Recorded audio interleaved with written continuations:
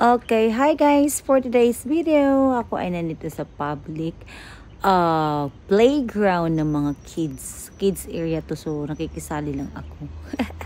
So yan, nag-exercise ang person, ang ganda-ganda ng panahon, hindi kasi maaraw kasi umulan nung gabi, kaya tama lang ang panahon, yung parang hindi naman din siya mainit, hindi din siya malamig. Basta tamang-tama lang mag-exercise. Pagtakbo, papawisan ka pa din.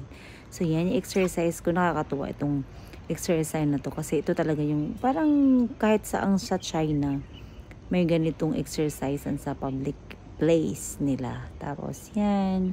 Matatanda, mapabata, pwede dito hanggat kaya na ang mga butot-butot kalawasan. Gustong-gusto ko to kasi yung para ka na din nagwo-walk, nagro-run. Yan po, exercise para sa puwet. Yan, di ba? Laking tulong tong exercise na to. Thank you guys for watching. Bye!